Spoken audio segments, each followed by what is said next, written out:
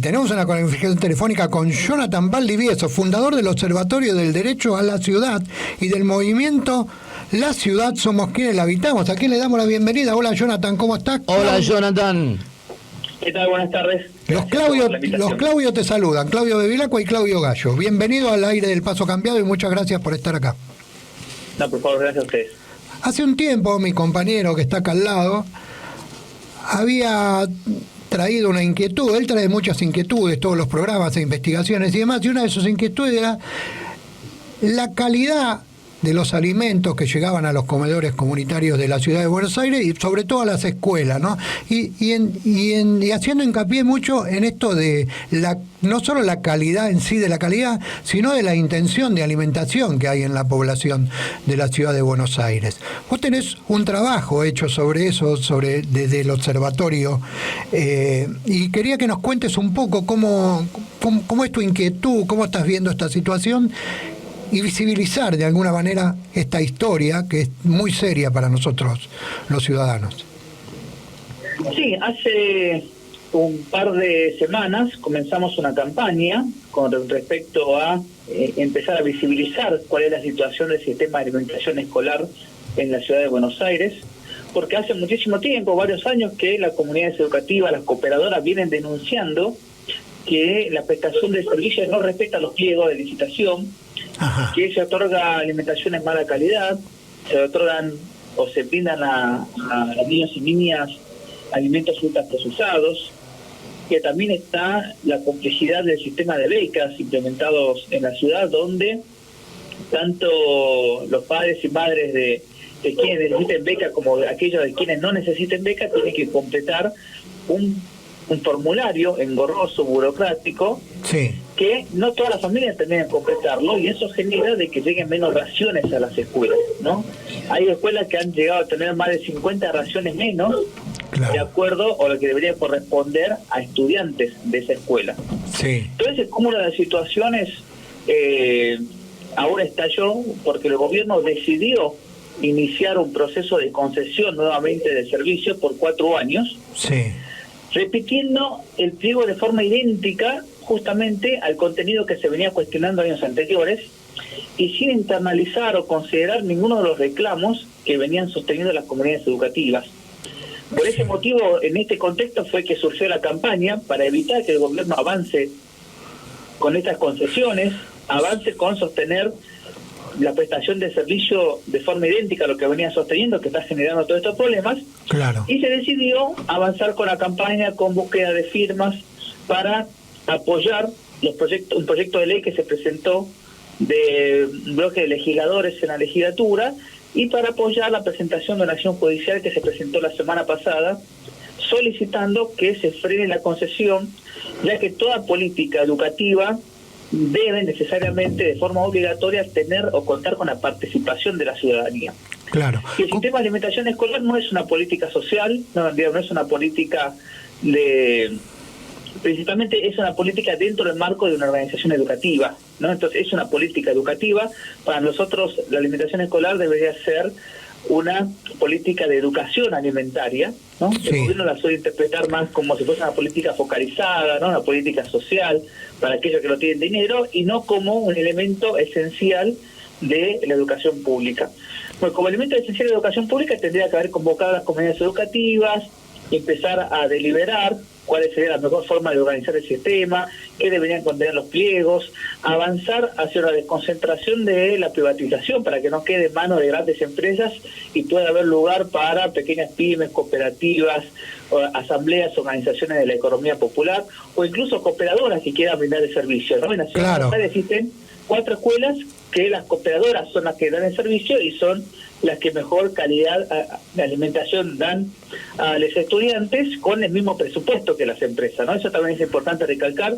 Claro. El presupuesto que se destina es enorme para la alimentación escolar. No es el problema el presupuesto de la mala calidad de alimentación, porque aquellas escuelas donde se cocinan las escuelas o se hacen cargo las cooperadoras con el mismo dinero, el producto, el alimento que se dan a la familia, a los estudiantes es muy superior a lo que dan las empresas. Claro. Así que no hay un problema de dinero de por medio, si hay un problema de organización, hay un problema de que el sistema está organizado para que las empresas que quieren ganar más dinero, que tienen que sacrificar necesariamente en calidad o en cantidad la alimentación. Claro, ¿no? Jonathan. Esa tensión, sí. Me surge alguna preguntita, perdóname que te corte, digamos, porque vos hablaste recién que hay escuelas que de alguna manera las cooperadoras se hacen cargo del servicio. Antiguamente, cuando yo era chico, imagino que cuando vos también, o cuando Claudio acá también, las escuelas tenían cocinas y cocinaban, no sé, los auxiliares de la escuela, había cocineros, demás, digamos. En aquella época no existía tanto esto de un control nutricional, donde algún profesional pueda decir, bueno, si a los chicos les damos tal cosa o tal otra es mejor para su alimentación, evitamos obesidad y qué sé yo. ¿Cómo ves ese tema? ¿No hay posibilidades de que eso vuelva a surgir y de que en vez de darle el dinero a empresas privadas o demás, esto pueda ser manejado por el Estado a través de nutricionistas y de cocineros que cobren un sueldo del Estado y que por supuesto se ocupen de eso? Yo creo que es el sistema al que deberíamos volver, ¿no? Porque esta acumulación donde un poco número de empresas, en este caso 19 empresas, se encargan de abastecer a más de 1.000 escuelas porteñas, sí, genera todos estos problemas, genera que se va ajustando en alimentos, que algunos alimentos llegan crudos, que obviamente para manejar semejante volumen de mercadería recurren a la mercadería con ultraprocesados o conservantes aditivos, ¿no? Porque claro, que realizar grandes compras, etcétera, etcétera, no pueden hacer compras diarias, digamos.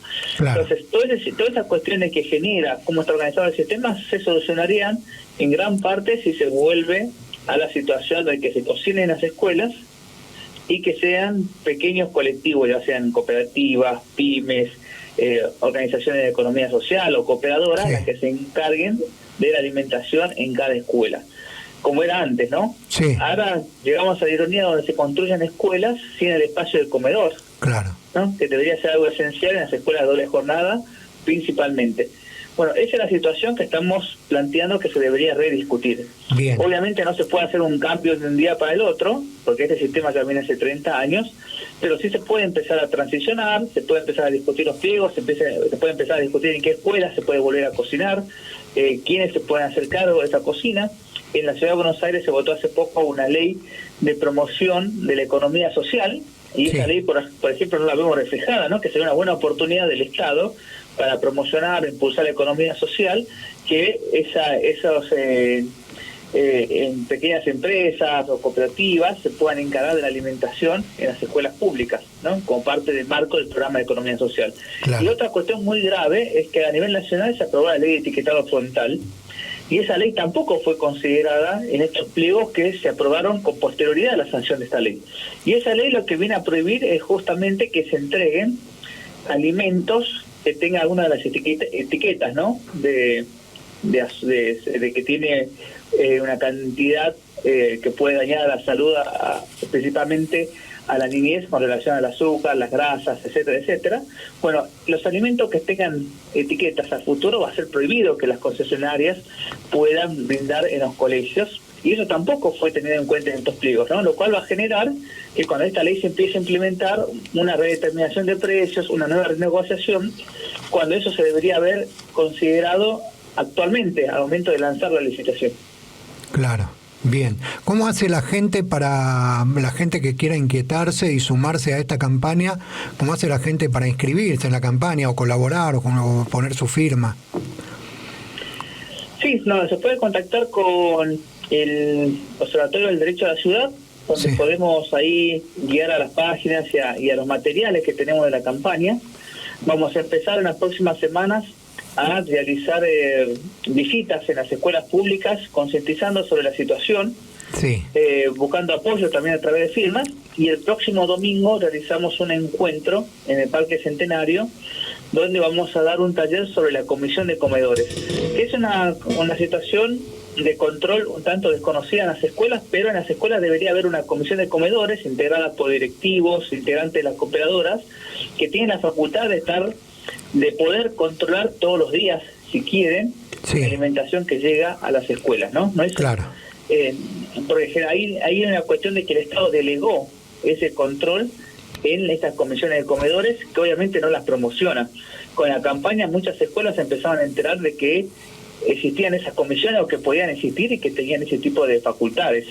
Así que ahora lo que vamos a empezar a hacer es a concientizar también de cuáles son los derechos, qué tipo de facultades tienen estas comisiones para que puedan ir controlando la alimentación y la comida que llegan para los estudiantes. Bien. Claudio Gallo, que está acá al lado mío, te quiere hacer una pregunta. Hola Jonathan, ¿cómo estás? ¿Qué tal, Claudio? ¿Cómo estás? Bien, mira, a mí se me ocurren algunas preguntitas para hacerte. La primera de ellas es, ¿cuál es el presupuesto para esas 1000 escuelas y cuál es el presupuesto per cápita para cada niño? Sí, a nivel, esta nueva licitación está disponiendo alrededor de 12.000 millones de pesos por año y aproximadamente 50.000 millones de pesos por los 4 años. El presupuesto que se destina para cada niño o niña, pongamos el ejemplo en el almuerzo, son alrededor de 350 pesos, ¿no? Y después va variando lo que es desayuno, refrigerio, pero ese es como la unidad estándar. Eso es en el nuevo pliego, pero en la realidad... No, en la realidad ese es el valor, ese es el valor actual. Ajá. ¿Y cuáles son esas empresas, o por lo menos algunas de esas empresas, que se levantan esta torta? Porque 50.000 millones de pesos es una fortuna, acá y en cualquier lado, ¿no? Es una fortuna, y hay una cuestión donde resulta un tanto extraño, pero es algo que es muy recurrente en la ciudad de Buenos Aires, que las empresas nunca denuncian cuál es la ganancia que tienen por dar las concesiones. Lo pasaba con el tema del subte, ¿no? El subte, a declaración jurada, establece cuánto es lo que le cuesta a la empresa, en este caso ahora es MOVA, operar el subte, y el Estado le pagaba, ¿no? Y en esas cuestiones nunca aparecía cuál era la ganancia de la empresa, siempre eran todo gasto, ¿no? Gasto de obra, mantenimiento, electricidad, etcétera, etcétera, pero nunca aparecía cuál era la ganancia de las empresas.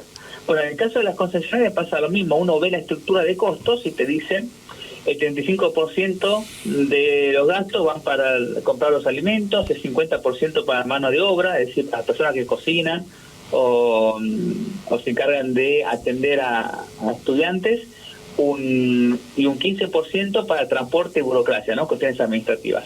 Pero no denuncian cuál es la ganancia, lo cual permitiría realizar un análisis si nos conviene o no nos conviene privatizar, o se puede buscar una forma incluso más eficiente de gastar ese presupuesto. Pero para las empresas o en los papeles pareciera que las empresas brindan el servicio como si fuese una caridad, ¿no? Sin tener ningún tipo de rédito.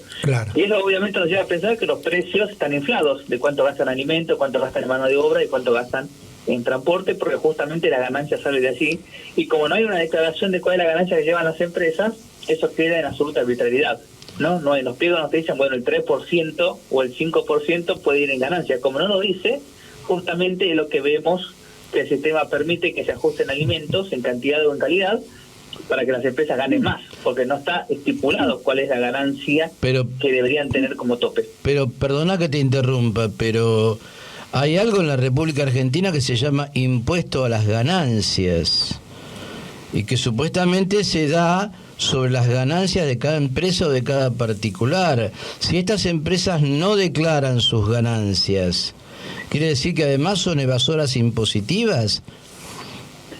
Sí, hay una cuestión que estas empresas no declaran sus ganancias en el ámbito de la concesión, ¿no? No significa que no declaren las ganancias por otros servicios u otras actividades que realicen por fuera de la concesión. Eso estamos investigando justamente para saber cuál es la ganancia que denuncian estas empresas, que también es un problema, ¿no? Porque las cuestiones impositivas son secreto fiscal, entonces no es muy fácil de acceder. Generalmente esto debería estar como en el marco de la concesión, ya no es secreto fiscal, sino es parte del elemento de que tiene el Estado y tendría que ser público, es donde nos llama más la atención de que el Estado no nos solicite y no lo quiera clarificar. Después lo que pagan las empresas por ganancias sí es una cuestión más de secreto fiscal, que es más complicado conseguir esa información, pero no debería serlo la ganancia que el Estado paga en el marco de una concesión. Claro, igualmente en una demanda judicial ese dato tiene que saltar por algún lado, porque si el fiscal lo pide, el juez se lo tiene que dar. Pero más allá de esto, ¿cuál es la relación o cuál suponés vos que es la relación entre estas empresas concesionarias y el gobierno de la ciudad? Bueno, estas empresas son empresas históricas, ¿no? Para nosotros el servicio como está organizado fomenta a la existencia de una caja política. y varias de las empresas han sido aportantes en las campañas electorales del gobierno o de los integrantes del gobierno que actualmente gobiernan la ciudad de Buenos Aires. Así que hay una relación intrínseca. Además, por otra parte, los nuevos pliegos están direccionados para que las 19 empresas que vienen prestando el servicio sean las nuevas adjudicatarias. Direccionamiento que está puesto de manifiesto en una cláusula que obliga a cualquier persona a presentarse en la licitación a tener que abonar 700.000 pesos. 700.000 pesos que no son devueltos si pierden la licitación, y eso obviamente excluye a cualquier pequeña empresa o cooperativa. Claro. Por otra parte, se otorga mayor puntaje a las empresas que tienen mayor antigüedad prestando el servicio. Pero no se le quita puntaje si esas empresas han tenido denuncia o mala prestación de servicio, como fue el caso del Americh, que intoxicó en el 2020 a cientos de chicos y chicas, ¿no? Esa empresa tiene beneficios por dar una prestación antigua, pero no tiene una disminución del puntaje por haber intoxicado o incluso una prohibición a presentarse, ¿no? Entonces, todas estas cuestiones hacen que los pliegos estén direccionados para que haya una continuidad entre las empresas que vienen prestando el servicio y el modo en lo que lo vienen haciendo. Perdóname, una última reflexión, a ver si la podés compartir conmigo o disentir o como sea. Parece una paradoja de la democracia, ¿no? Todo el mundo puede competir, pero siempre ganan los mismos, ¿no? Es como que la elección está arreglada, digamos. ¿No? ¿No te parece algo así? Sí, porque bueno, ahí esos son los límites de la actual democracia, ¿no? Es que que a nivel de político está la democracia como el gobierno de los políticos o como gobierno del pueblo. La democracia representativa es el gobierno de los políticos y mayormente actualmente vemos como gran parte de la legislatura y integrantes del Poder Ejecutivo han sido cooptados por el poder inmobiliario y el poder de estas empresas. Por lo tanto, esa democracia de los políticos nos está llevando a que no existe una democracia real. Y en estas concesiones, que lo vemos también en la compra de tierras públicas, etcétera, existe una cartelización, ¿no? Existe un acuerdo previo que no se refleja en los papeles, donde ya se sabe de antemano quiénes son los que van a ganar las concesiones, quiénes son los que van a comprar tierra pública. Por eso siempre insistimos que gran parte de la solución pasa por profundizar la democracia, ¿no? Que sea la ciudadanía la que pueda ir tomando decisiones, la que realice los controles, que no sea únicamente la legislatura o el Poder Ejecutivo o los ministerios los que tomen decisiones, porque termina pasando lo que sucede actualmente, ¿no? En cartelización de empresas que se benefician del Estado, que no tienen control y que obviamente fomentan la casa política para que esos políticos sigan ganando elecciones. Claro. Bien, Jonathan, recién hablaste del tema de la intoxicación de un grupo de alumnos o de chicos que por parte de una empresa, ¿no? Y que por supuesto no era castigada. ¿Quién controla la calidad de los alimentos? Bueno, ese es un problema. El Estado no lo controla, ¿no? El Estado delegó esa función. Sí.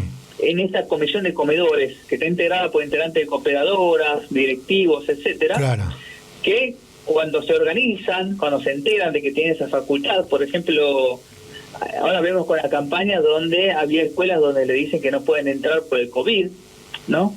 O que pueden entrar a determinada hora, cuando en cierta forma la comisión de comedores puede ir todos los días durante todo el tiempo que necesiten para controlar, ¿no? Claro. Pero bueno, hay una distorsión de la información y un ocultamiento de la información para que no exista ese control ciudadano, porque el Estado se corrió de ese control. Y cuando el control ciudadano se organiza y empieza a hacer denuncias, no recibe respuestas. Claro. No se abran expedientes. Claro. Rara vez se consigue alguna sanción a una empresa, o rara vez se consigue modificar algo de los alimentos que están otorgando en la escuela, pero son con mucha insistencia y tenacidad, en un contexto donde todas las familias en la crisis económica están tratando por sobrevivir, ¿no? Claro. Lo cual debería ser mucho más fácil, y también justamente la calidad alimentaria adquiere tanta relevancia porque en muchos casos es la única o principal comida de los chicos y chicas. Sí. Por lo tanto debería tener realmente un resguardo nutricional importante, que tampoco el Estado se está encargando de asegurar. Bien. Bueno, si te quedó algo, vamos a repetirle a la gente cómo puede colaborar con esta campaña, cómo se puede meter en la página del Observatorio del Derecho a la Ciudad, y si te quedó algo por contarnos que nosotros no te preguntamos, este es el momento. No, nuevamente, ahí invitando a las comunidades educativas, a las cooperadoras que puedan sumarse a la campaña. Ya son más de 40 cooperadoras que se sumaron y que nos vamos a estar encontrando presencialmente el domingo que viene a las 15 horas en el Parque Centenario, que sería bueno que puedan sumarse. Bien, gracias Jonathan por estos minutos que nos diste. No, gracias a ustedes. Estuvimos hablando con Jonathan Valdivieso, fundador del Observatorio del Derecho a la Ciudad y del movimiento La Ciudad Somos Quienes la Habitamos, ¿no? Bueno, bien.